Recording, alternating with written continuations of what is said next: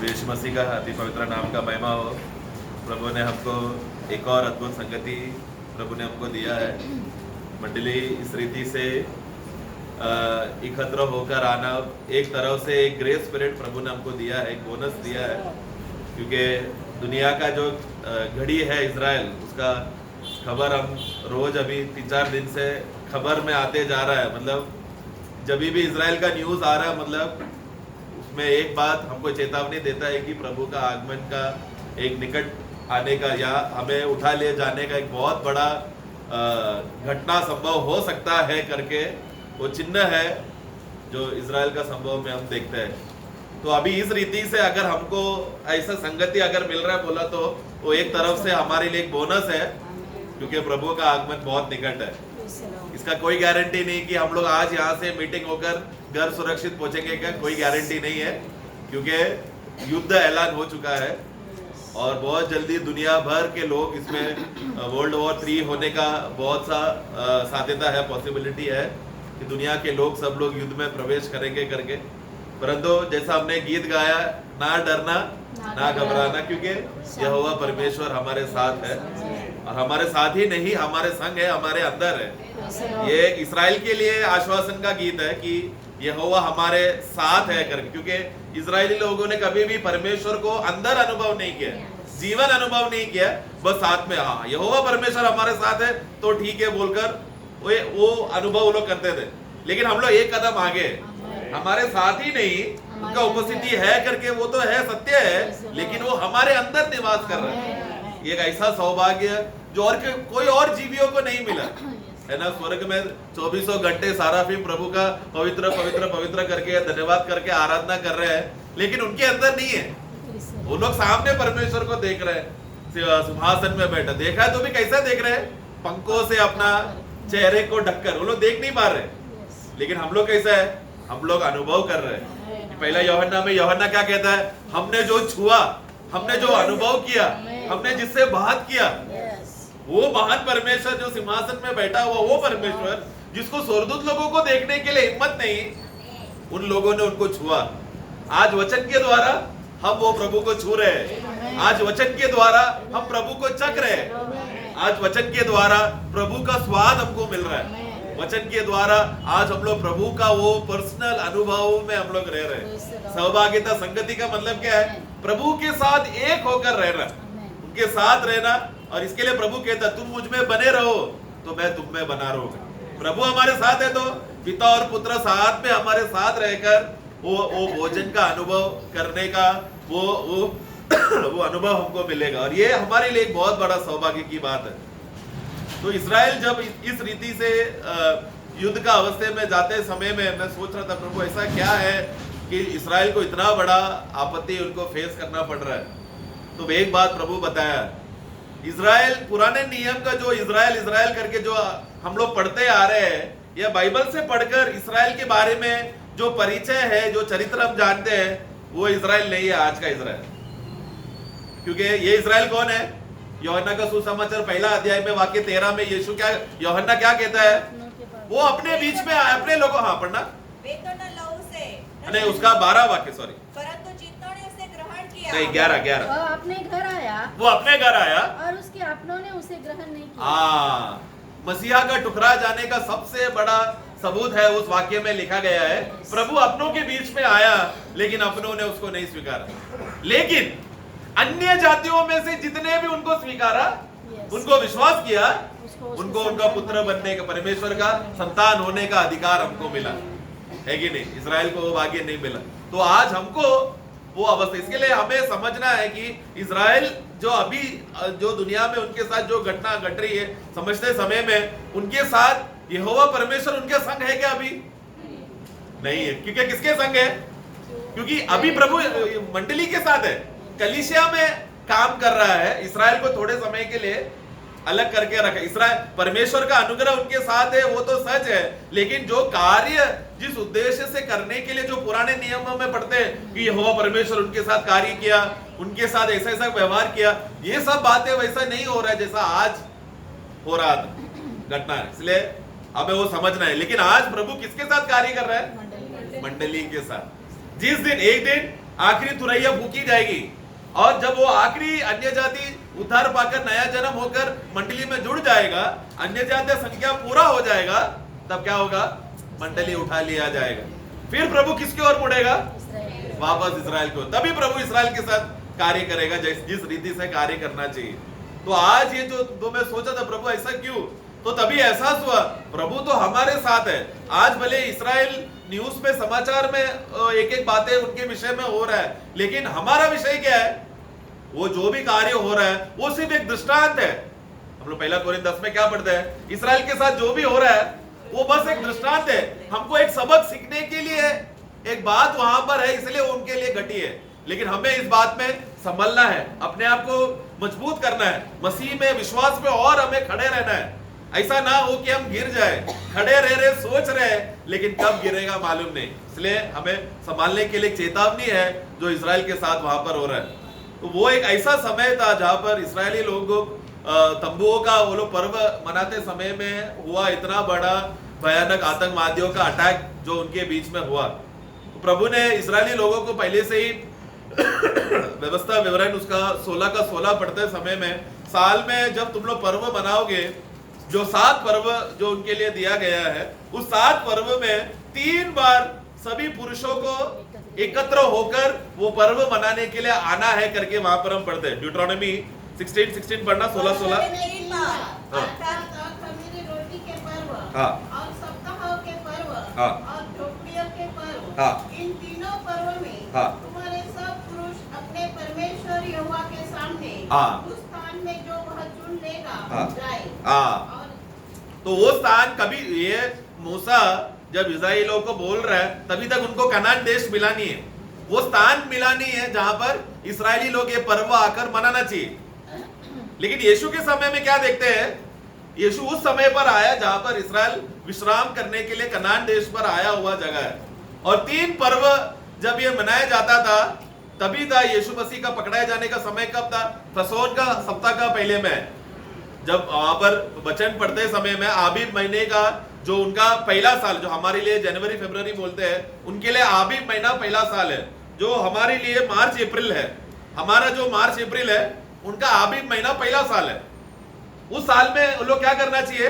उसका 14वां दिन में एक मेमने को लेकर फसोन का पर्व को उनको उसका उत्सव मनाना है, और 15वां दिन में अखमीरी रोटी का उन लोग को पर्व मनाना है। वही था प्रभु यीशु मसीह चेलों के साथ मिलकर फसोन और अखमीरी रोटी का पर्व साथ में वो लोग मना रहे थे। तो व्यवस्था में क्या लिखा अभी हमने पढ़ा, एक है अखमीरी रोटी का पर्व में, एक है सप्ताह का पर्व में, और तीसरा है तंबू का पर्व में। ये तीनों पर्व में सारे इजरायलियों का पुरुष यरूशलेम में दिखाई देना चाहिए। यानी कि क्या, मैं जो नगर तुमको देने जा रहा हूं उस नगर में तुम लोग आना चाहिए पर्व मनाने के लिए। तो अभी जो आक्रमण होते समय में वो तीसरा पर्व जो तंबुओं का पर्व था, उस पर्व मनाते समय में इतना बड़ा आतंकवादियों का अटैक वहां पर हुआ।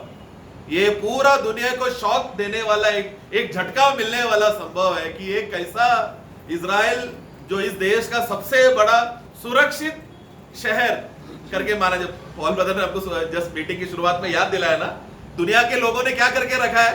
उन लोग ने अपने लिए हथियारे जमा करके रखा है अपने आप को सुरक्षित करने, क्योंकि डर आ गया है। डर के तो उसी रीति से आज का मॉडर्न दुनिया में इस्राएल के ऊपर कोई मिसाइल फेंकेगा बोला तो असंभव के समान है। हम लोग उनका आयरन डोम मालूम है ना, जो उनको हिफाजत करने के लिए एक बहुत बड़ा लोग एक डोम करके, आयरन डोम करके एक मिसाइल को उड़ाने के लिए एक यंत्र उन लोग ने बनाया है। वो लगभग 9 फीट लंबा है। उस 9 फीट वो जैसे ही दूर से कोई मिसाइल आता है करके उसको सेंस होता है, उसके अंदर एक रेडार है, और वो रेडार में एक सेंसर डाला है। वो सेंसर लगभग 70 किलोमीटर का दूरी से हवा से अगर इस्राएल की ओर रॉकेट आ रहा है करके मालूम पड़ा तो वो सेंसर चालू हो जाता है। और ये जो डोम करके जो नाम दिया, एक डोम करके नाम दिया खाली, लेकिन जैसी एक मिसाइल आता करके मालूम पड़ेगा ये यंत्र खड़ा हो जाता है और एक स्तंभ करके बन जाता है। खड़ा स्तंभ मतलब पिलर को क्या बोलेंगे हिंदी में? स्तंभ ना, खंबा। हाँ, खंबा जैसा बनता है और चारों तरफ घूमते रहता है। जहां से मिसाइल आएगा वहां पर ये अपना मिसाइल बेचकर उसको तो वो मिसाइल को हवा में उड़ा देगा। 2021 का रिपोर्ट के अनुसार ऐसे ही आतंकवादियों ने आक्रमण जब किया था, उन लोगों ने 4000 से अधिक मिसाइलों को ये आतंकवादियों ने रॉकेट फेंका। तो ये सेंसर का खासियत क्या है? अगर कोई भी रॉकेट इजराइल के घर के नजदीक या इजराइल के लोग के ऊपर आ रहा है करके सेंस करेगा तो तुरंत वो फेंक कर उसको तोड़ देगा। ऐसा 3900 रॉकेट को उड़ा दिया। सिर्फ 400 रॉकेट ही या 4000 में से 90% रॉकेट को वो लोग ने उड़ा के 10% ही खाली इजराइल में गिरा, मतलब बाकी सब रॉकेट उसने उड़ा दिया।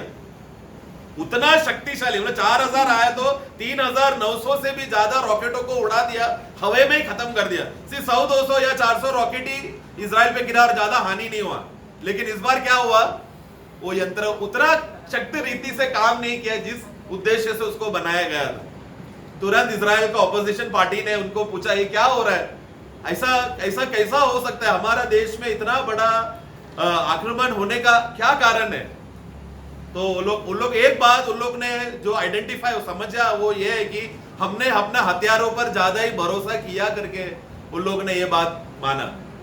इस विषय का एक भविष्यवाणी अगर हम देखेंगे तो एक वाक्य, मेरा विषय इजराइल पे नहीं है लेकिन आराधना का विषय में है, लेकिन इसमें लिंक्ड होता है, इसलिए मैं थोड़ा इसमें लेकर दूसरा राजा 17 अध्याय उसका 9 में एक वाक्य वहां पर चेतावनी देता है। एक भविष्यवाणी के रीति में ये वाक्य को हम पढ़ सकते हैं। इस्राएलियों ने कपट करके अपने परमेश्वर यहोवा के विरुद्ध अनुचित काम किए, अर्थात पहरुओं के गुम्मट से लेकर गढ़ वाले नगर तक अपनी सारी बस्तियों में ऊंचे स्थान बना लिए। देखो ऊंचे स्थान, गढ़ वाला इजरायली लोगों ने क्या किया, दूसरा राजा के इस समय में उन लोगों ने क्या किया, वो लोग और यहाँ पर ऊंचे स्थानों में लोग ने मूर्तियां को रखकर वो लोग ने सेवा करने के लिए ऊंचा ऊंचा खंबा जैसा स्तंभ बनाया उन लोगों ने, जो एक गढ़ के समान है।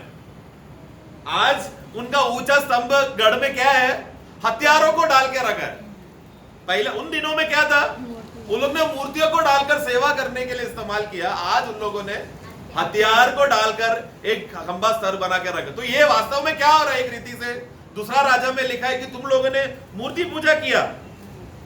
उसका 10 पढ़ना। और सब ऊंचे पहाड़ों पर और सब हरे वृक्षों के नीचे लाठे और अशेरा खड़े कर लिया। उसका 14-15। परंतु उन्होंने न माना, वरन अपने उन पुरखाओं के समान जिन्होंने अपने परमेश्वर यहोवा का विश्वास न किया था, वे भी हठीले बन गए। वे उनकी विधियां और अपने पुरखाओं के साथ उसकी वाचा और जो चेतावनी उसने उन्हें दी थी उसको तुच्छ जानकर निकम्मी बातों के पीछे हो लिए। देखो इस्राएल लोगों ने क्या किया, इस तरह का गड़ा और स्तंभ बनाकर तुच्छ और निकम्मे बातों पे उन लोगों ने मन लगाकर उसका सेवा करने लगा। और आज इस्राएल ने भी वैसे ही किया है, अभी का जमाने का इस्राएल ने भी वैसे ही किया है। तुच्छ और जो परमेश्वर के लिए मूल्य नहीं, उन लोग ने अपने बलबूते से, अपने सामर्थ्य से, हम लोग काबिल है, हम लोग अपने आप को संभाल सकते हैं बोलकर ऐसे चीजों पर आश्रय कर कर उन लोगों ने अपने लिए सुरक्षित स्थान, ऊंचा गढ़ और स्तंभ और खंबा बनाकर अपने आप को उन लोग ने बचाने गए। प्रियो, हम लोग उनसे ज्यादा दूर नहीं है। हम लोग क्या करते हैं, हमारा स्तंभ क्या है, हमारा नौकरी, हमारा घर, हमारा पढ़ाई, हमने जो इतने सालों से जो क्वालिफिकेशन कमाया, जो एक्सपीरियंस हमने कमाया, ये सब दुनिया में जो हमने कमाया वो बातों को, इसको हमने अपना गढ़ा, अपना स्तंभ बनाकर रखा है। और हम किस पर आश्रय करते हैं, ये सब बातें हमें मदद करेगा दुनिया में बड़ा नाम कमाने के लिए। उसके लिए कौन मदद करना चाहिए, मंडली में आकर यीशु से प्रार्थना करेगा तो यीशु मेरा मदद करेगा। हम लोग इजराइल से ज्यादा अलग है करके नहीं समझना, या इजराइल से श्रेष्ठ है करके नहीं समझना। हमारा असलियत जब हमने अपने आप में पहचानेंगे प्रियो, हमें क्या होगा, हमें अपने आप को तुच्छ हमारा अवस्था क्या है हमें समझना है। उसके लिए प्रभु उनको चेतावनी दिया, वाक्य 8 में, सॉरी उसका 13, दूसरा राजा 17 का 13।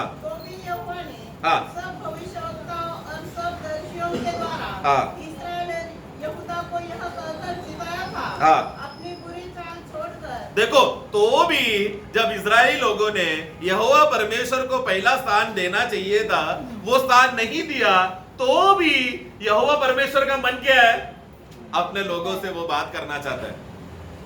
तो भविष्यवक्ताओं के द्वारा इजराइल को चेतावनी दे रहा। आगे पढ़ना। उस सारी व्यवस्था के अनुसार हाँ। जो मैंने तुम्हारे पुरखाओं को दी थी हाँ। और अपने दास भविष्यवक्ताओं के हाथ तुम्हारे पास पहुंचाई है, मेरी आज्ञाओं और विधियों को माना करो। हाँ, परंतु नहीं बस हाँ, माना करो। तो प्रभु ने जो आज्ञा है उनको पुराने समय, उनके टाइम में जो उनको दिया था भविष्यवक्ताओं के द्वारा, उनको तुम लोग मानो, ये बात बताने के लिए भविष्यवक्ताओं को भेजा गया था। आज भी मंडलियों में हम क्या देखते हैं? प्रभु का दासों का जिम्मेदारी क्या? मंडली में आते समय में प्रभु का दासों का पहले जिम्मेदारी है लोगों को एहसास दिलाए कि हम लोग दुनिया पर हमें आश्रय नहीं करना है। दुनिया की बलबूते पर हमने दुनिया में जो क्वालिफिकेशन, एजुकेशन, डिग्रियां या घर, कमाई, धन जो हमने कमाकर जो अपने आप पर हम भरोसा कर रहे, सोच रहे, उस पर भरोसा नहीं करना। यहोवा परमेश्वर ने जो हमको वचन दिया है, उस वचन के अनुसार जो हमको आज्ञा दिया है, एक पवित्र जीवन जीने के लिए, संभलने के लिए, पवित्र शास्त्र में जो लिखा हुआ है उसके रीत के अनुसार चलो। लेकिन इजराइल ने नहीं सुना। प्रभु की ओर लोग ने मुंह फेर कर प्रभु के खिलाफ किया। हम भी वैसे ही करते हैं। हफ्ते का 6 दिन क्या करते हैं? अपना मन मर्जी का, अपना स्वयं की इच्छा का बातों को करते हैं, और हफ्ते का पहला दिन ये सोचकर आते हैं कि मैं प्रभु को आराधना करने आ रहा हूं, प्रभु को मैं धन्यवाद देने आ रहा हूं। उधर इजरायली लोगों ने देखो कैसा, वो 9 फिर से पढ़ना। इस्राएल ने कपट करके अपने परमेश्वर यहोवा के विरुद्ध अनुचित काम। देखो, कपट करके अंग्रेजी में रहस्य में किया करके लिखा है। वो कपट किया मतलब गुप्त रीति सा, मतलब चुप के। बाहर क्या दिखा रहे हैं? बड़े बड़े भक्त लोग हैं, लेकिन अंदर कौन सा स्वभाव है? कपटी स्वभाव। ऐसे कपटी स्वभाव से यहोवा परमेश्वर के खिलाफ वो लोग कार्य करने लगे। तो वो लोग सारा पर्व, सारा त्योहार, सब प्रकार का आराधना, सब प्रकार का रीत रिवाज बाहर रीति से, अंदर से अच्छे से कर रहे हैं वो लोग, लेकिन अंदर कपटी स्वभाव रखकर रहस्य में परमेश्वर के खिलाफ कार्य कर रहे हैं। यह है एक दुष्ट समय का जो चेतावनी प्रभु हमको देता है। और लवोदिका कलीसिया को भी प्रभु क्या कहता है कि तुम लोग को लगता है कि तुम्हारे पास सब कुछ है, लेकिन तुम लोग अभागे हो, अंधे हो, नंगे हो। तुम लोग प्रभु के, मेरे पर तुम लोग आश्रय नहीं कर रहे। मेरे पास आता तो मैं तुम्हें संभालता था, लेकिन तुम अपने नंगेपन में इतना खोए हुए हो कि तुम लोग कह रहे हो कि हमें कोई भी चीज का जरूरत नहीं। ऐसा अगर विश्वासी लोग जीने लगा, प्रभु को छोड़कर अपने सामर्थ और अपने बलबूते में अगर जीने लग रहे, तो प्रियो, उससे बड़ा गिरावट और कुछ नहीं। क्योंकि यहोवा परमेश्वर मुझे नहीं चाहिए, या यीशु मसीह का जरूरत मुझे नहीं है, फिर भी अपने आप को विश्वासी बोलकर जी रहे, तो उससे बड़ा धोखा और कुछ नहीं। लेकिन प्रियो, प्रभु ने हमारा आंखों को खोला है। इजराइल लोगों ने मन फिरकर वापस नहीं आया, लेकिन हमने वो वचन को सुना। प्रभु के दया से हम लोगों ने वो वचन को मानकर लौट कर आया। इसके लिए हम लोग को प्रभु का संगति इतना अच्छा लगता है। भाइयों के साथ मिलकर एकत्र होकर आनंदित होने हमको बहुत अच्छा लगता है। क्यों? क्योंकि हम जानते हैं हम कितने कमजोर हैं। अगर हमारा कमजोरी हमको मालूम पड़ गया, तो प्रभु क्या करेगा? बोल रहा, आओ, वही कमजोरी के साथ आओ, मैं तुझे समझाऊंगा, मैं तुझे बताऊंगा। जैसा दास ने याद दिलाया, मैं तुम्हारा कवच बन जाऊंगा। अब्राहम को कहता है मेरा कवच, मतलब क्या? कि अब्राहम का कोई भी गलतियां कभी दिखेगा नहीं, क्योंकि यहोवा परमेश्वर कवच और ढाल बन गया। अय्यूब का जीवन में भी ऐसे ही था, यहोवा परमेश्वर उसका ढाल था। इसलिए अय्यूब के जीवन में कार्य करने नहीं हो पा रहा शैतान को। प्रभु अगर हमारा ढाल है और कवच है, तो इससे बड़ा आनंद और कुछ नहीं प्रिय। तो उस महान संगति में जब हम प्रभु के साथ बने रहते समय में, वो हमारा ढाल बनकर हमारा सारा कमजोरी को छुपाकर पिता परमेश्वर के सामने कोई भी कमजोरियां वो आने नहीं देगा, हमारा कोई भी गलतियों को लाने नहीं देगा। क्योंकि यीशु मसीह का लहू ने हमारा सारा पाप और जो दोष जो हमारे अंदर आया है उसको धोकर शुद्ध कर दिया है, जिसके वजह से पिता को भी खुशी होता है हमें देखकर। पुराने नियम में इस्राएल को देखता तो पिता को खुशी नहीं होता था, क्योंकि दोष तभी भी अंदर है। सब प्रकार का पर्व वो लोग मना रहे, लेकिन वो दोष जो उनका विवेक में उनको दोष लगाकर उनको गिराते रहता है, वो उससे तभी भी उनको छुटकारा नहीं मिला। इसलिए इस्राएली लोग इतने वो लोग हटीले और निकम्मे हो गए कि प्रभु ने इतने चेतावनी देने के बाद भी वो लोग ने नहीं सुना। यिर्मयाह का पुस्तक में उसका 21:4 यिर्मयाह भविष्यवक्ता के द्वारा फिर देखो प्रभु क्या कहता है। इस्राएल का परमेश्वर यहोवा यो कहता है, हाँ देखो युद्ध के जो हथियार तुम्हारे हाथों में है, हाँ जिनसे तुम बेबीलोन के राजा और शहरपनाह के बाहर घेरने वाले कसदियों से लड़ रहे हो, उनको मैं लौटाकर इस नगर के बीच में इकट्ठा करूंगा। नहीं, लौटाकर नहीं, मराठी में पढ़ो। यहोवा इस्रायलाचा देव असे म्हणतो, हाँ पहा जी लढाईची शस्त्रे तुमच्या हातात आहे, हाँ ज्यांनी तुम्ही बाबेलच्या राजाशी व जे खासदी पोटाबाहेर तुम्हाला वेढा घालून लढाई करतात त्यांच्याशी लढता ती मी मागे फिरवेन हाँ मागे फिरवेन पीछे हटा। हाँ मैं उसको पीछे हटा दूंगा, लौटाऊंगा नहीं। मैं उसका तुम जिस हथियार पर तुम लोगों ने भरोसा करके जो तुम लोग ये करके रखो, उसको मैं तुम्हारे बीच से ही मैं निकाल दूंगा, उसको लौटा के मैं हटा दूंगा। इंग्लिश में I will turn back the weapons of war that are there in your hands. तुम्हारे हाथों के भरोसे में तुम लोग ने जो हथियार को जो तुम लोग ने संभाल के रखा है, उसको मैं तुम्हारे हाथ से छीन लूंगा। तुम लोग ने जिस हथियार पर भरोसा करके रखा है, वो तुमको मदद करने के लिए, उपयोग के लिए फायदा नहीं होएगा। जब मदद के दिन के लिए जिसके लिए जरूरत पड़ेगा, उस दिन तुम्हारा हथियार काम नहीं करेगा। आज क्या हुआ, 2 दिन पहले 3 दिन पहले जो युद्ध के समय में उनका बड़ा बड़ा हथियार जो पूरा दुनिया को डरा के रखता था, कोई भी इजराइल को अटैक करने के लिए नहीं सोचता था, वही अस्त्र उनके लिए था, वो उनका लज्जा का कारण बन गया। उसका घमंड था उन लोगों का, लेकिन उनका लज्जा का कारण। सब लोग क्या सवाल पूछ रहे हैं, सबके मन में एक ही सवाल है, अरे तुमने जो हथियार बनाया ना, आयरन डोम जो दूर से रॉकेट को उड़ाता है, कहां गया?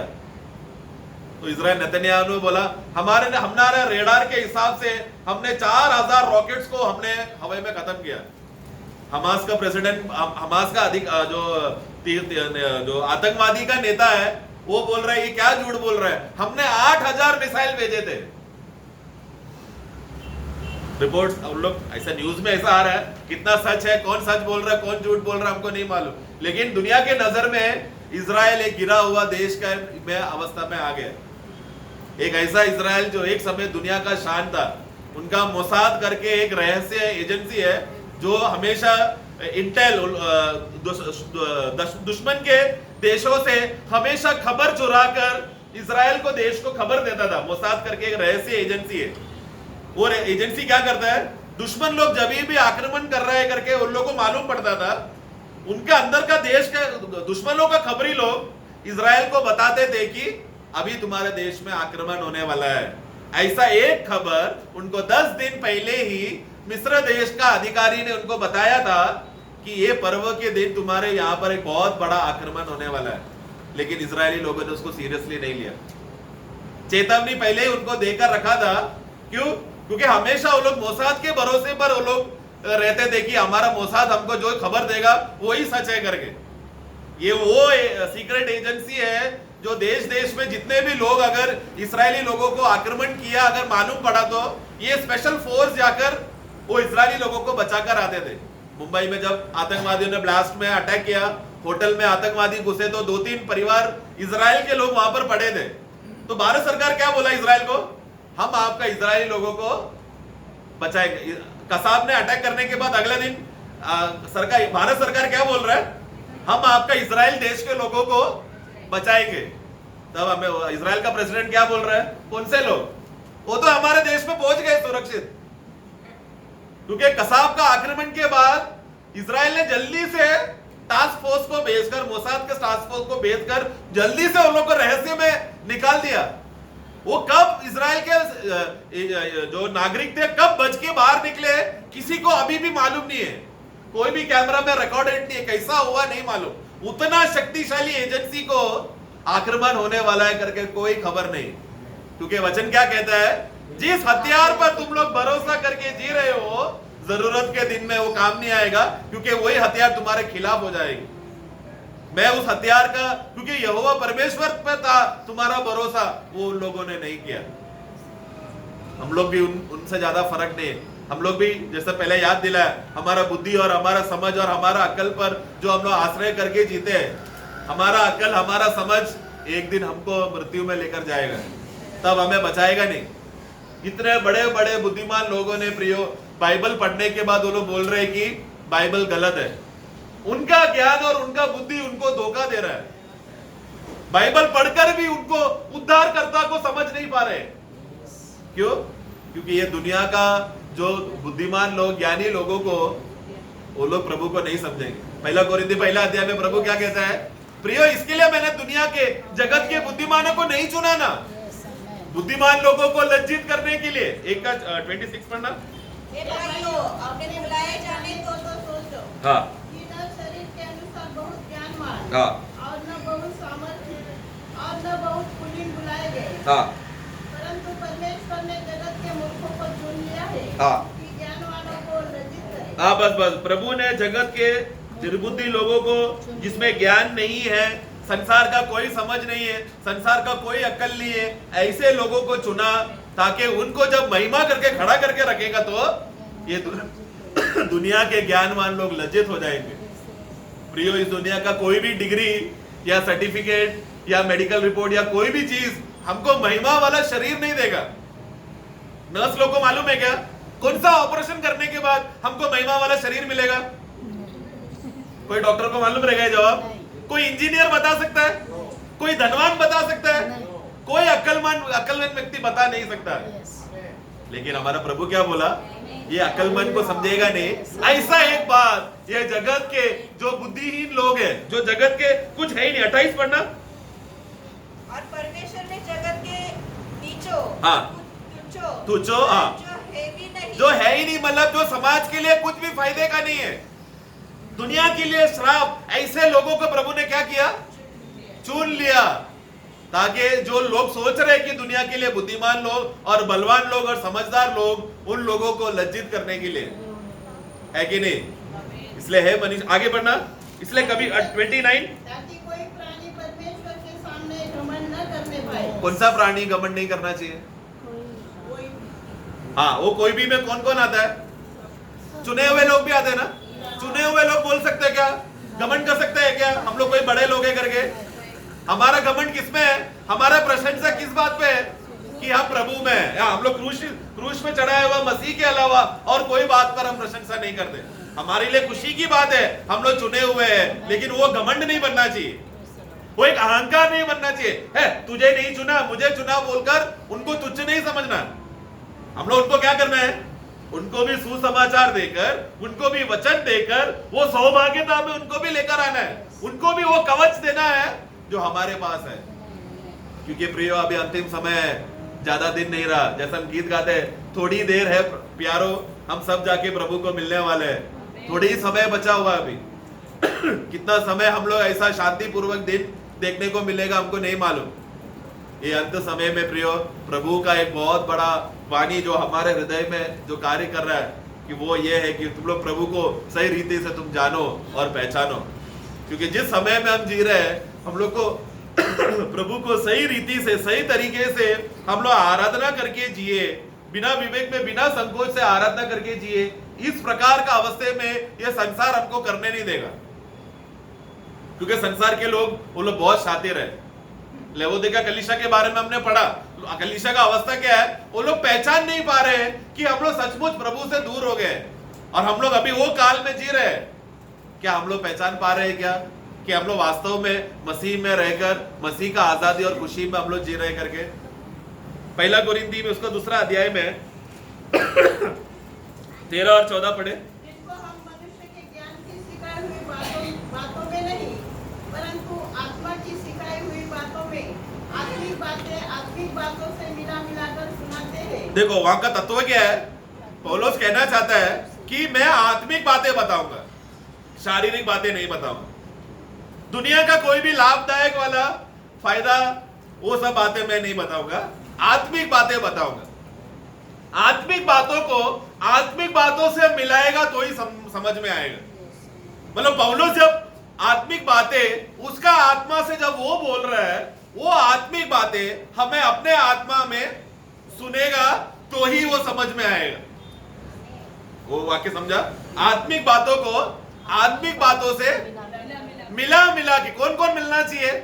आत्मिक व्यक्ति, प्रचारक जब आत्मा में प्रचार कर रहा है, सुनने वाले लोग आत्मा में उसको ग्रहण करना है। तो आत्मा के बोलने वाला व्यक्ति और आत्मा में सुनने वाला व्यक्ति मिला मिलाकर समझ रहे हैं, नहीं तो ये बात समझ में नहीं। अगला वाक्य देखो क्या कहता है, परंतु शारीरिक मनुष्य परमेश्वर के आत्मा की बातें ग्रहण नहीं करता। देखो पहली बात, शारीरिक मनुष्य प्रभु की आत्मा की बातें ग्रहण नहीं करता, क्योंकि वे उसकी दृष्टि में मूर्खता की बातें हैं। हाँ, और ना उन्हें जान सकता है, ना वो जान सकता है। दूसरी बात क्या है, उसको अंडरलाइन कर लो। पहली बात वो समझ नहीं सकता, ग्रहण नहीं कर सकता। दूसरा बात वो जान ही नहीं सकता, क्योंकि उसकी जांच आत्मिक रीति से होती है। तीसरा, क्योंकि प्रभु की बातें आत्मिक रीति से जांच पड़ताल होती है। ये तीनों बातें स्वाभाविक मनुष्य के अंदर नहीं होता। क्यों? उनके अंदर पवित्र आत्मा नहीं है वो समझाने के लिए। मनुष्य को जब आत्मा प्रभु देते समय में, उस आत्मा में 3 भाग है, आप लोगों को मालूम है। एक है संगति, अंतर्ज्ञान और विवेक। संगति, अंतर्ज्ञान और विवेक, इस 3 भागों से मनुष्य का आत्मा अगर नया जन्म पाया है तो प्रभु की बातों को वो समझ सकता है। तो उधर देखो शुरुआत में 14 शुरुआत में पढ़ना, स्वाभाविक मनुष्य, हाँ परंतु शारीरिक मनुष्य हाँ, परमेश्वर के आत्मा की बातें ग्रहण नहीं देखो ग्रहण नहीं कर सकता मतलब क्या, हाँ स्वीकारने के लिए मतलब क्या होना चाहिए, सामने वाला व्यक्ति कुछ दे रहा है तो जो सुन रहा है व्यक्ति को लेने के लिए पात्र होना चाहिए, है कि नहीं? विश्वासियों के अंदर ऐसा कौन सा पात्र है जो प्रभु का बात आते समय में हम सुनते हैं और हम ग्रहण कर रहे हैं? प्रेज द लॉर्ड, क्लिक हो आप लोग। हमारे अंदर क्या है? मनुष्य आत्मा, मतलब पवित्र आत्मा जब संदेश देते समय में विश्वासियों के अंदर ग्रहण करने के लिए, स्वीकार करने के लिए वो पात्र है। और वो आत्मा हमारे अंदर होने की वजह से हमें प्रभु के साथ और हमारा बीच में सहभागिता है। तो आत्मा का कौन सा अंग है जिसके वजह से हम प्रभु के बातों को स्वीकार सकते हैं? वो है वो आत्मा में सहभागिता। हमारा मनुष्य आत्मा में एक ऐसा भाग है जो प्रभु का बातें स्वीकारता है, वो है सहभागिता। आगे, क्योंकि वे उसकी दृष्टि में मूर्खता की बातें हैं। हाँ, और न वह उन्हें जान सकता है। देखो आत्मा की बातें, हमें एक बात आते समय में हमें जानने के लिए हमारे अंदर एक भाग है कि ये बात सही है या गलत है, स्वीकारना है कि नहीं है। वो भाग कौन सा भाग है? Praise the Lord. वो किसके? उनके पापियों मनुष्यों के अंदर वो भाग काम नहीं कर रहा, इसलिए कितना भी हम लोग सुसमाचार बोलेंगे वो लोग ग्रहण नहीं करेंगे। क्यों? उन लोग का विवेक परमेश्वर की बातों को स्वीकारने के लिए तैयार नहीं है। दुनिया का कोई भी संदेश दे दो, हम बोलने के लिए तैयार है, सुनने के लिए तैयार है। तुम, हमारा पास्टर कैसा संदेश देने का कि मैं छोटा घर में आया था लेकिन यीशु से प्रार्थना किया, यीशु ने मुझे बड़ा घर दिया। मेरे पास पहला स्कूटर था, मैं प्रार्थना किया, प्रभु ने मुझे कार दिया। मेरे बेटे को नौकरी नहीं था, मैंने यीशु से प्रार्थना किया, बेटे को नौकरी मिला। ऐसा संदेश देने का तो चलेगा, लेकिन क्रूस का संदेश या प्रभु का सच्चा संदेश जो आत्मा का संदेश है, वो सब उन लोगों को स्वीकारने के लिए हो नहीं पा रहा है, क्योंकि सही गलत का विषय में उन लोग को हो नहीं पा रहा, समझ नहीं पा रहा है। और आखिरी में, क्योंकि उनकी जांच आत्मिक रीति से होती है। तो वो जांच पड़ताल करना का एक अंग भी है अंदर। तो प्रभु का वचन जब हमारे अंतर्ज्ञान में जब आता है, उस अंतर्ज्ञान में से, आत्मा के अंतर्ज्ञान में हम लोग विवेक के द्वारा समझ रहे हैं, हम लोग जांच पड़ताल कर रहे हैं सही है कि नहीं। हाँ ये तो सही है। ये कौन कर सकता है? सिर्फ आत्मिक लोग कर सकते हैं। पवित्र आत्मा हमको मदद कर रहा है, लेकिन विश्वासियों के अंदर करने के लिए, आत्मिक बातें करने के लिए सहायता है उसका मनुष्य आत्मा। इसके लिए हम लोग आराधना करते समय प्रभु ने जब कहा कि तुम लोग आत्मा में आराधना करो करके बोलते समय में, वो कैसा होना चाहिए आत्मा? सबसे पहले बात, उस आत्मा का विवेक में, उस आत्मा का सहभागिता का भाग में यीशु से कुछ बातें मिलना चाहिए। उसके बाद हमारा अंतर्ज्ञान में हमें वो समझ रहना चाहिए कि प्रभु ने हमको दिया है, इसको संभाल के रखना है। और विवेक में हमें ये ज्ञान होना चाहिए ये सही बात है और यही हमको ग्रहण करके संभालना है। दाऊद ने जब प्रार्थना करते समय में, भजन संगीता 51 में, हिंदी में किस रीति से आया मुझे नहीं मालूम, उसका 6 पढ़ना। देख तू हृदय की सच्चाई से प्रसन्न होता है। वो हृदय करके आया, ठीक है। हाँ, हृदय का और मेरे हाँ उधर मन आया है, मराठी में पढ़ो। अंतर्यामात, ये अंतर्यामात मतलब ये प्राण में नहीं है और अंदर है ये। और सत्य तुला आवडते हाँ आणि गुप्त हृदया गुप्त हृदय, तुम्हाला ज्ञान कळतो। एक गुप्त भाग भी है हमारे अंदर और एक अंदर का भाग है। वो वाक्य हिंदी में वैसा नहीं आया ना, मतलब एक प्राण को बोला गया है और एक मनुष्य का अंतर्ज्ञान के अंदर का भाग जो है आत्मा का भाग में सत्य प्रभु को चाहिए। पुराने नियम में जब भी भविष्यवक्ताओं को जब परमेश्वर जब बात करता था उनके लिए पवित्र आत्मा उनके अंदर थोड़े समय के लिए आता था और उनका अंतर ज्ञान को ज्ञान देता था। उस ज्ञान से भरकर आज क्या मैं लोगों को संदेश देना चाहिए या मेरे लोगों को क्या चेतावनी देना चाहिए, वो अंतर ज्ञान का समझ उनका आत्मा में आता था। और जब तक वो भविष्यवक्ता भविष्यवाणी करते रहता था तब तक आत्मा उसके साथ रहता था। जैसे ही वाणी खत्म आत्मा फिर नहीं है, फिर वो भविष्यवक्ता को याद नहीं है मैंने क्या बोला, उसको मालूम नहीं क्या संदेश आया करके। उसको सिर्फ इतना मालूम है आत्मा मेरे अंदर आया, मुझे इस्तेमाल किया, मैं केवल एक पात्र हूं, उस पात्र की जरिया मैं एक जरिया बन गया बात करने के लिए। भविष्यवक्ता मतलब है परमेश्वर का लाउड स्पीकर। परमेश्वर का पुराने नियम का भविष्यवक्ताओं का मतलब है परमेश्वर का लाउड स्पीकर, यानी कि लाउड स्पीकर को मालूम नहीं है क्या बोल रहा है, क्योंकि कौन बोल रहा है? जिसके हाथ में माइक है। माइक प्रभु के हाथ में है, लाउड स्पीकर कौन है? भविष्यवक्ता के होठ। तो भविष्यवक्ता आके बोलते रहेगा तो बात कौन कर रहा है?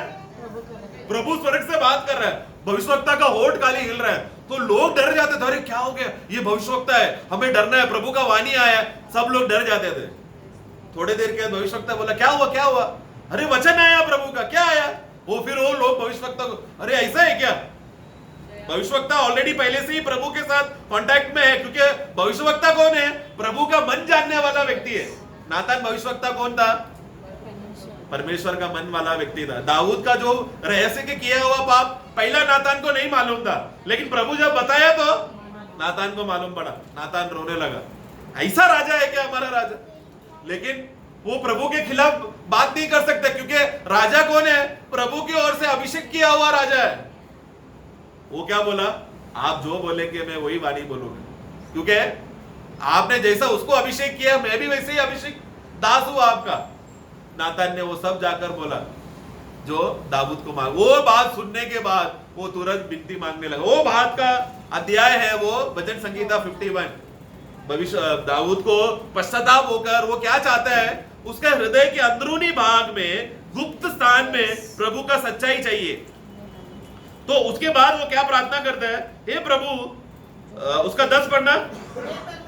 हाँ मेरे अंदर शुद्ध मन उत्पन्न कर, हाँ और मेरे भीतर स्थिर आत्मा नए सिरे से उत्पन्न कर। हाँ देखो, मेरे भीतर, कहां पर मेरे भीतर मतलब क्या? कहां पे मेरा मतलब वो मैं कौन है? Praise the Lord. मेरा मतलब मैं मतलब प्राण है। तो मेरे भीतर मतलब प्राण के भीतर मतलब कहां पे? आत्मा में। उसको नया करो, उसके ताजा करो, क्योंकि मैंने पाप करके मेरे अंदर मृत्यु का कार्य आकर मुझे और प्रभु का संगति दूर हो गया। उसका विवेक क्या हो गया? मरा हुआ समान का हो गया। उसका विवेक में अभी कोई बोध ही नहीं है, मैंने पाप किया। 1 साल लगा उसको समझ में आने के लिए कि मैंने कितना बड़ा गलती किया है, क्योंकि नातान भविष्यवक्ता 1 साल के बाद आकर बोला। तब तक प्रभु दाऊद को मौका दे रहा है उसका विवेक में, प्रभु उससे दूर हो गया करके उसको एहसास नहीं हो रहा है। नातान भविष्यवक्ता ने आकर बोला तो प्रभु मैं 1 साल से जो सूखा सूखा अवस्था है, जो मुरझाया हुआ अवस्था है, वैसा मत करना प्रभु। तुरंत आत्मा का उपस्थिति मुझे देना, वो उपस्थिति को दूर नहीं करना। अगला वाक्य, मुझे अपने सामने से निकाल न दे, हाँ, और अपने पवित्र आत्मा को मुझसे अलग न कर। हाँ, क्यों अलग हो गया था? पाप के वजह से उसके जीवन में पर्दा आ गया है। वो पर्दा आने की वजह से परमेश्वर उधर ही है, लेकिन वो परमेश्वर को देख नहीं पा रहा है, संगति कर नहीं पा रहा है, क्योंकि वो पर्दा, वो दीवार उसको रोक रहा है। ऐसे ही स्वाभाविक मनुष्य, जो स्वाभाविक संसार के लोग हैं, उनके अंदर आत्मा का कोई भी कार्य नहीं होता। शैतान नहीं चाहता कि परमेश्वर का जो अगम्य ज्योति सुसमाचार के द्वारा उनका हृदय में चमके, इसलिए उन लोगों का आंखों को अंधा करके रखा है। 2 कोरिन्थी 4:4 में हम पढ़ते हैं, शैतान नहीं चाहता अविश्वासी लोग सुसमाचार का ज्योति उन लोग समझे।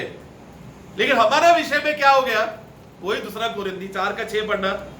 इसलिए कि परमेश्वर ही है हाँ। जिसने कहा हाँ। अंधकार में से ज्योति चमके हाँ। और वही हमारे हृदय में चमका। ये कब की बात है? ये नहीं ना, परमेश्वर ने कब कहा? अंधकार में से, अंधकार को देखकर प्रभु ने कब कहा ज्योति हो? उत्पत्ति का पुस्तक 1 अध्याय में। जरा हम लोग का जन्म भी नहीं हुआ है, आदम हव्वा तभी नहीं है।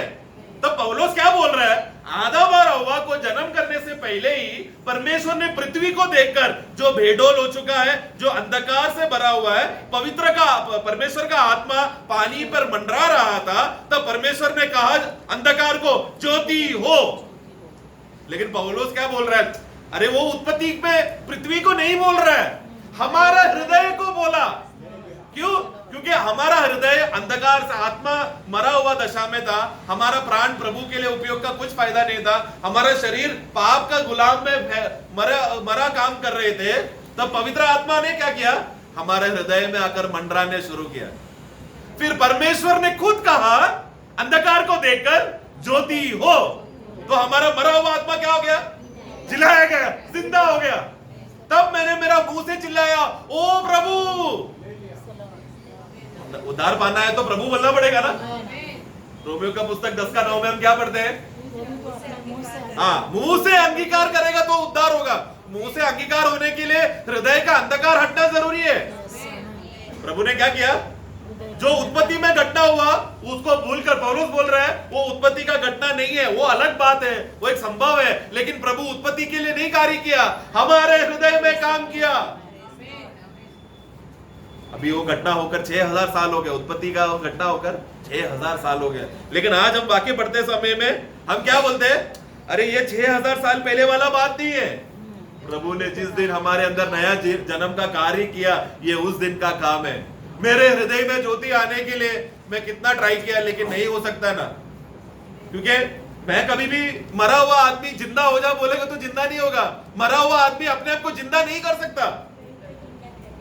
जिंदा करने वाला, जिंदा जीवी मरा हुआ जीवी को जिंदा कर सकता है।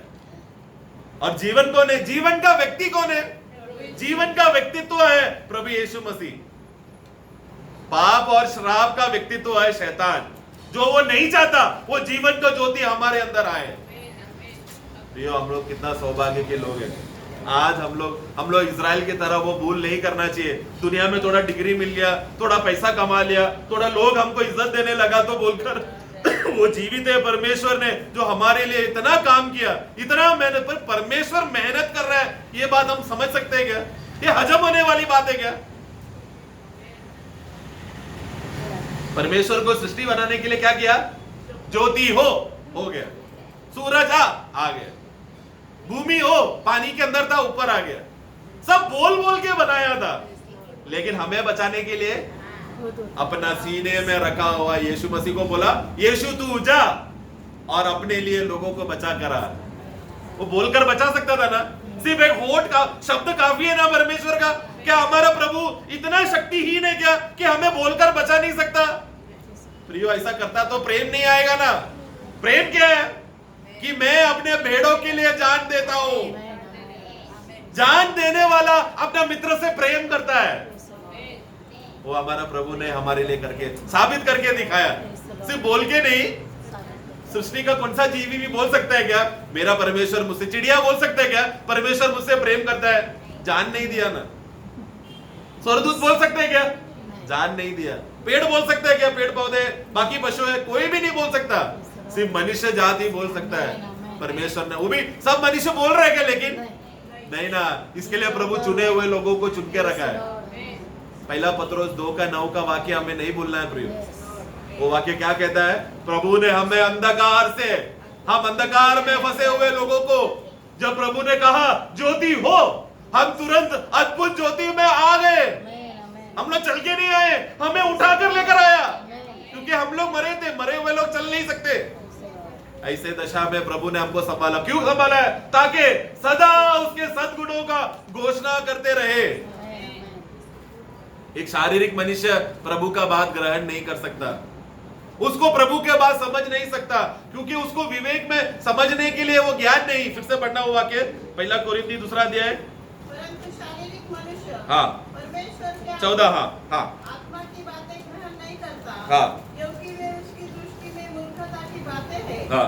और न वह उन्हें जान सकता है, क्योंकि उसकी जांच आत्मिक रीति से होती है। उसकी जांच आत्मिक रीति से होती है। प्रियो, हमारे अंदर जांच पड़ताल आत्मिक रीति से हमें करना है। मैंने एक संदेश, प्रभु का दास जब भी संदेश देते समय में एक बात हमेशा बोलते हैं, अपने आप को परखो, अपने आप को जांचो। कहां जांचना है? वचन में क्या लिखा? जांच पड़ताल आत्मा से होना चाहिए। वचन समझेगा तो ही जांच पड़ताल होगा। आज लोगों को वचन नहीं समझता, क्योंकि वचन ग्रहण करने के लिए आत्मा कार्य नहीं कर रहा है। हम लोग दुनिया में समय बिता रहे। हमारा विवेक, इसके लिए सबसे स्पर्श और सेंसिटिव भाग है हमारा विवेक। विवेक को तुरंत जल्दी मालूम पड़ जाता है हमसे कुछ गलती हुआ है कि नहीं। वो विवेक हमको वचन के द्वारा आत्मा, पवित्र आत्मा के मदद से हमें बताते रहता है कि हमें क्या गलती है। तुरंत हमको मन फिरना है। ये बात किसको बोलेगा विवेक? मन को, मन, हमारा प्राण को बोलेगा। प्राण तुरंत क्या करना है? अभी घुटने में आने का समय है। मन किसको बोलेगा? दिमाग को बोलेगा घुटने में आने का समय है, क्योंकि आत्मा ने संदेश दिया मन फिराओ। तब हमारा शरीर क्या करेगा? घुटने में आएगा। ये रीति से क्रिया, हम लोग कोई बाहरी रीति से कोई भक्ति दिखाने वाला चीज नहीं है। ये आत्मा प्रेरित होने वाला कार्य है जो हम सबके अंदर होता है। इसके लिए प्रभु कहा आत्मा और सच्चाई से आराधना करना करके बोलते समय में हमारा विवेक, हमारा अंतर्ज्ञान और हमारे अंदर का आत्मा का सहभागिता, ये तीनों एक होकर कार्य करना चाहिए। तो ही प्रभु का कार्य हमारे अंदर होगा। तो ही हम लोग बोल सकते हैं हम लोग आत्मिक मनुष्य है। लेकिन शारीरिक मनुष्य कौन है? नहीं, वो स्वाभाविक मनुष्य है ना। 14 पढ़ना। अरे नहीं, सॉरी, वो शारीरिक नहीं है, स्वाभाविक मनुष्य आना चाहिए उधर। स्वाभाविक मनुष्य प्रभु के बातें ग्रहण नहीं। देखो 3 प्रकार के लोग, पहले ये आप लोगों को मालूम है, इसलिए मैं डिटेल में नहीं जा रहा हूं। एक स्वाभाविक लोग है जिसका नया जन्म नहीं हुआ। एक शारीरिक विश्वासी है जो नया जन्म हो गया है लेकिन अभी भी दूध पीछा बच्चे के समान है। और फिर एक आत्मिक विश्वासी जो सयाना भोजन खाता है, बड़े हो गए। तो शारीरिक विश्वासी के बारे में 3 अध्याय का पहला वाक्य में, हाँ, मैं तुमसे इस रीति से बातें कर न सका, हाँ, जैसे आत्मिक लोगों से। हाँ, आत्मिक लोगों से कैसा बात करते हैं?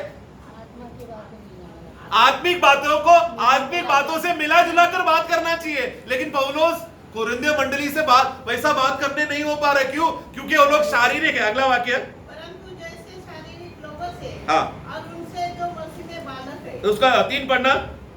क्योंकि अब तक शारीरिक हो, हाँ, इसलिए कि जब तुम में दाखा और झगड़ा है, हाँ, तो क्या तुम शारीरिक नहीं, हाँ, और क्या मनुष्य की रीति पर नहीं चलते? अरे मनुष्य नहीं, तुम लोग सामान्य मनुष्य के रीति से नहीं चलते, ऐसा आना चाहिए। मराठी में पढ़ना 3 का 3। आणि माणसांच्या रीतीप्रमाणे वागतात. नहीं, उधर भी, हाँ, माणसाच्या रीति नहीं, स्वाभाविक माणसाच्या रीति। इंग्लिश में लिखा है for you are behaving like mere men. तुम लोग सादा मनुष्य के जैसा बर्ताव कर रहे हो। कौन? शारीरिक विश्वासी लोग। शारीरिक विश्वासी क्या होना चाहिए? दूध पीने का अवस्था छोड़कर वचन का सामर्थ्य में बढ़कर विश्वासी हो, एक सच्चा विश्वासी, आत्मिक विश्वासी का बढ़ोतरी के लिए यत्न करना चाहिए। लेकिन ये लोग क्या कर रहे हैं? झगड़ा है, डाह है। जैसा संसार में लोग झगड़ा कर रहे हैं, ऐसा लोग मंडली में झगड़ा कर रहे हैं। जैसा स्वाभाविक लोग संसार में झगड़ा कर रहे हैं, ऐसा शारीरिक विश्वासी मंडली में आकर स्वाभाविक लोगों के जैसा झगड़ा कर रहे हैं। तुम लोग अभी भी बच्चे हो। मुझे तुम लोगों को आत्मिक रीति से बात करना था, लेकिन नहीं हो पा रहा है, क्योंकि आत्मिक लोग आत्मिक बातों को ग्रहण करने के लिए आत्मा उनका हमेशा अलर्ट रहता है कि नहीं? प्रियो, आज हम लोग वचन सुनते समय में क्या हमारा आत्मा हमेशा अलर्ट रहता है? क्या हम लोग एक आत्मिक मंदता में चले गए कि वचन दास बोल रहा है, वो तो बोलना पड़ेगा, वचन आ रहा है, मुझसे क्या लेना देना, ऐसा बोलकर हमने कान बंद कर दिया तो वचन नहीं समझ में। क्योंकि प्रभु के लोग ही वचन को ग्रहण कर पाएंगे, शारीरिक लोग नहीं। स्वाभाविक लोगों को वचन ग्रहण करने का यंत्र उनके अंदर नहीं है बोला तो मरा हुआ दशा में, स्वीकारना है तो जिंदा होना पड़ेगा। इसलिए प्रभु ने कहा नया जन्म होना जरूरी है कि नहीं? इसलिए मंडली का सबसे गहरा संदेश है नया जन्म होना। नया जन्म हुआ तो आगे का जीवन वाला संदेश समझ में आएगा। यूहन्ना का सुसमाचार 6 अध्याय का 63 में प्रभु कहता है कि जो शब्द मैंने कहा वो आत्मा और जीवन है। किसके लिए जीवन है? मरे हुए लोगों के लिए मृत्यु रहेगा, लेकिन जो जिलाया गया, जिसका नया जन्म हो गया, जिसका नाम जीवन के पुस्तक में आ गया है, उन लोगों के लिए जीवन है। प्रियो, हम लोग अभी अंतिम समय में है। ये बार बार क्यों बात बताया जाना पड़ रहा है कि हम अंतिम समय में है? क्योंकि लोग भूल जाते हैं हम अंतिम समय में। उन लोग में वो डर नहीं रहा जो पहले जमाने के लोगों में, भक्त में जो लोगों को रहता था। एक जमाना था, एक बार एक प्रभु का दास मीटिंग के लिए जा रहा था, तो मीटिंग में जाते समय में उसने एक आदमी, एक ट्रेन ड्राइवर को देखा। उस समय में ट्रेन ड्राइवर्स लोग यूनिफॉर्म पहन के, ये इंग्लैंड की बात है, ट्रेन ड्राइवर्स लोग यूनिफॉर्म पहन के जाते थे ट्रेन का ड्राइविंग करना है तो, इंजन का ड्राइविंग करने के लिए। तो प्रभु का दास ने दूर से देखा। अभी इंग्लैंड वो एक ऐसा शहर था जहां पर लगभग 99% विश्वासी थे। वो जमाने की बात है जहां पर सब पूरा गांव में सब लोग विश्वासी है। प्रभु का दास बाइबल, उस जमाने में थैली नहीं है, बाइबल हाथ में पकड़ के जाता था। 200 साल पहले, 200-300 साल पहले की बात है। वो भाई जा रहा है बाइबल लेकर, मीटिंग में जल्दी जाना है बोलकर, जाते समय में सामने से एक भाई यूनिफॉर्म पहनकर, किधर जा रहा है? यूनिफॉर्म मेरा नहीं, आपने मेरा यूनिफॉर्म देखा नहीं क्या? मैं ट्रेन चलाने है, बहुत बड़ा काम आया, बड़ा ऑर्डर है, मुझे ट्रेन चलाना है। प्रभु का दास उधर इधर देख रहा है। वो क्या हुआ भाई? मैं छड़ी ढूंढ रहा हूं, तुमको मार के तुझे भगाओ क्या? चल घर पे कपड़ा बदल के मीटिंग में आ। आज ऐसा बोल सकते हैं क्या? आज संडे में बच्चों को ट्यूशन रहता है, घर ट्यूशन मीटिंग में भेज नहीं सकता क्योंकि, अरे सॉरी, संडे मीटिंग में भेज नहीं सकता क्योंकि मेरा बेटे को संडे ट्यूशन जाना है। माँ बाप क्या बोलते हैं? अरे उसको पढ़ना है लिखना है, नहीं तो वो फेल हो जाएगा। घर पे मेहमान आ गए संडे को, नहीं आज मैं मीटिंग में नहीं आ सकता, प्रभु का दास मुझे माफ करो, मेरे गांव से बड़े बड़े मेहमान लोग आए, प्रभु से भी बड़े लोग हैं वो लोग, मुझे आगे जिनको खाना नहीं खिलाया तो मेरा गांव में नाम खराब होगा, इसलिए आज मैं मीटिंग में नहीं आ रहा हूं। उस दिन वैसा नहीं था। पास्टर, प्रभु का दासों से लोग डरते थे। आज कब डरते हैं? प्रभु का दास सवेरे दरवाजा खटखटाएगा तो साइड से देखेंगे कौन आया, दास आया, चलो टीवी बंद, बाइबल चालू करके, अरे दास आया, praise Lord praise Lord praise Lord. दिखाने का वक्त है। हमने क्या पढ़ा? इस्राएल लोग क्या हो गए? कपटी बन गए। आज हम लोग भी क्या कर रहे हैं? मैं अपने आप को बोल रहा, अपना विषय में प्रिय, हमें हमारे जीवन के विषय में इतना हमें सतर्क रहना है क्योंकि हमारा प्रभु बहुत जल्दी आने वाला है। और किसको ले जाएगा? जो उसका प्रेम में उसका वाट जो रहा है। हमारा प्रभु बहुत जल्दी आएगा, लेकर जाएगा बोला तो हमारे अंदर आनंद उमड़ना चाहिए। हम लोग शांत नहीं बैठ रहे, फिर आनंद से उमड़कर, हे प्रभु तू जल्दी आ रहा है बोलकर, उस खुशी में, उस आनंद में प्रभु हम सबको सहायता करे। उस आनंद में हम लोग बढ़ते रहने के लिए प्रभु हम सबको सहायता करे। Praise the Lord.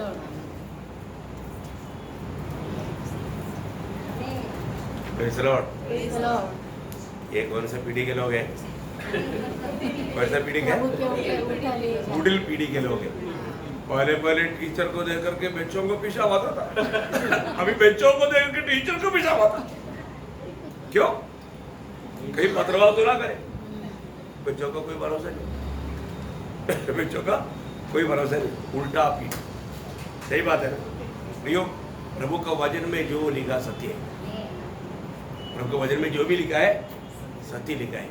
आज भी जब प्रभु का वचन पढ़ने के समय में प्रभु मेरे से बात करता है, कितने लोग लिखता है ना? आज प्रभु ने बात किया है कि नहीं? वो व्यक्ति है जो कि आत्मीय है। जो व्यक्ति, अभी देखो एक बात सच है, आज भी कितने लोग विश्वास करता है ये वचन सत्य है? वचन सत्य है, विश्वास करता है क्या? हर एक बातों में यीशु मसीह जब परीक्षा हुआ तो यीशु मसीह ने क्या किया? पवित्र शास्त्र में ऐसा लिखा है, पवित्र शास्त्र में लिखा वो बात ऐसे ही होना है। पवित्र शास्त्र की बात अभी भी लोग विश्वास किया होता कितना चेंज होता। यीशु मसीह जी उठने के बाद में है, यीशु मसीह कुछ लोग मिलने के टाइम पर वो लोग बोला, हमारे बीच में कुछ लोग हैं वो बोलते हैं कि यीशु जी उठा, तो एकदम घबरा गया भाई, किसको बोल रहा है? यीशु मसीह। यीशु मसीह ने बोला शाबाश, ऐसे बोला। लूका 24 अध्याय का 24 से 27 तक जो वजन बढ़ेगा ना वहां पर तब हमारे साथियों में से हाँ। कई एक कब्र पे गए हाँ। और जैसा स्त्रियों ने कहा था हाँ। वैसा ही पाया, हाँ। परंतु उनको न देखा। हाँ। तब उसने उनसे कहा, हाँ। हे निर्बुद्धियों हे क्या बोला? देखा, हे निर्बुद्धियों और भविष्य वक्ताओं की हाँ। सब बातों पर विश्वास करने से मतिमंदियों, मतिमंदियों। देखा, आगे क्योंकि अवश्य न था अवश्य न था कि मसीह ये दुख उठाकर अपनी महिमा में प्रवेश करे। प्रिय मालूम क्या है कि ये बात लिखा हुआ वजन के अनुसार प्रभु में पूरा हुआ। वो बात देखा हुआ लोग आकर के तुमको बोला, लेकिन तुम लोगों ने विश्वास नहीं किया। देखा प्रिय, आज भी वही बात है ना, अपन जब प्रभु का वचन सुन रहा है, वो वचन सुनने के समय में हम कहां तक इन बात को विश्वास से सुनता है, ये बहुत बड़ी बात है। आज भी बहुत लोग वचन पढ़ता है लेकिन समझता नहीं। क्यों नहीं समझता मालूम है ना? दानियल 12 अध्याय का 10 वचन में लिखा है, ध्यान से पढ़ना उसको। दानियल 12 अध्याय का 10 वचन। क्यों नहीं समझता? सब लोग नहीं समझेगा, फिर कौन समझेगा? बुद्धिमान लोग समझेगा। पढ़िए। बहुत से लोग तो अपने अपने निर्मल और उजले करेंगे और स्वच्छ हो जाएंगे, परंतु दुष्ट लोग दुष्टता ही करते रहेंगे। देखा, दुष्ट लोग दुष्टता ही, वो लोग मजाक है। हमने कितनी बार सुनाया, यानी दे कोई बात नहीं है। इसको अभी अपन बोझ के साथ समझा रहा है, टाइम हो गया, जल्दी कर। कितनी बार ऐसे सुना, आ रहा है, कितनी बार सुना, अभी तक आया नहीं है ना।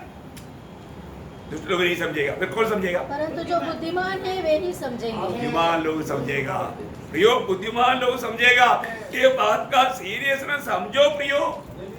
समझने का समय प्रभु देता है, उस समय में उस बात को अभी आपको प्रभु के उपस्थिति में कौन लेकर आया? प्रभु लेकर आया है ना। इस समय में प्रभु ने आपका समझ खोला है, लेकिन अगर आप उसको लापरवाही करेगा तो, क्योंकि पवित्र शास्त्र कोई भी बुद्धिमान नहीं समझ सकता। अभी हमने बहुत बार सुना वही बात है। लूका 24 का 45 में क्या लिखा? पवित्र शास्त्र बुझने के लिए देखा, उनकी समझ खोल दिया। मैं आपको बताना चाहता हूँ, आज भी यहाँ पर बैठ करके जो वचन सुन रहा था ना, प्रभु ने आपका समझ खोल कर रखा है, लेकिन आप ध्यान नहीं दे रहे। प्रभु ने ये बात को समझने के लिए भी मौका दिया, फिर भी बहुत बड़ी बात है। अभी यहाँ पर आत्मा का काम है, आप प्रभु की उपस्थिति में है। जब पहला यूहन्ना 5 अध्याय उसका 20 वचन, पहला यूहन्ना 5 अध्याय का 20 हम वचन। यह भी जानते हैं कि परमेश्वर का पुत्र आ गया है और उसने हमें समझ दी है। उसने हमें क्या दिया? समझ दिया प्रियो, समझ दिया है ना। आज भी वो समझ के अनुसार जीवन बिताता है कि नहीं है? आज हम उस समझ की आत्मा का अधीन है कि नहीं?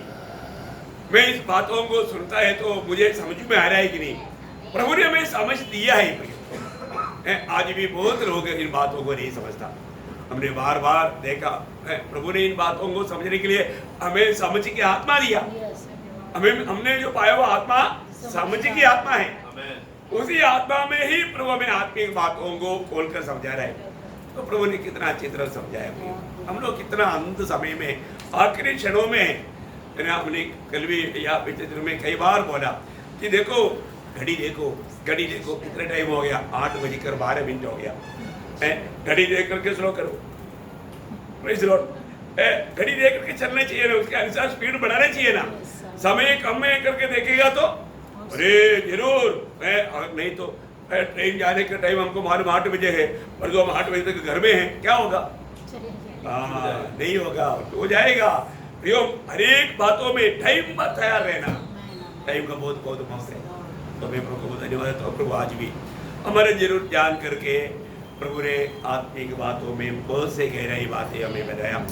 प्रियम सिर्फ सुनने वाला, सुन करके ऐसा जाने वाला नहीं बनना, सुन करके अमल करने वाला बनना। मेरे जीवन में आज भी जो वजन आया, मेरे लिए कुछ आया। कई बार हम क्या बोलते हैं, अच्छा वजन था, लेकिन जीवन बदला क्या? जीवन नहीं बदला। कल कैसे वजन था? अच्छा वजन था। वो वजन सुनने से क्या लाभ मिला? पूछो मत। फिर कैसे अच्छा हुआ? हम लोग मार्क डाल देते हैं। प्रियो, हम मार्क डालने वाला बना बने, हम उस वजन में बना रह करके, उस वजन को स्वीकार करके, वजन को अपना करके प्रभु का महिमा करने वाला बने। तो आखिरी के आखिरी क्षणों में है, अभी हमें कितना वक्त मिलेगा मालूम नहीं। आजकल का न्यूज़ वगैरह जरूर सुनना, वो न्यूज़ सुनेगा तो आप और भी अलर्ट हो जाएगा, अलर्ट हो जाएगा, अलर्ट होने लायक न्यूज़ है।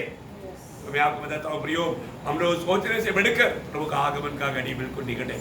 हम कभी सोचते ही नहीं ऐसे समय को प्रभु आएगा। इसलिए प्रभु का वचन बार बार कहता है, तुम तैयार रहना है, तुम जागृत रहना, तुम इंतजार में रहना। हाँ प्रियो, हमें बहुत तैयारी के साथ रहना है।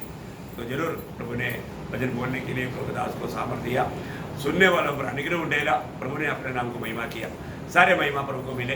प्रभु सब प्रकार प्रभु को महिमा मिले। आमीन।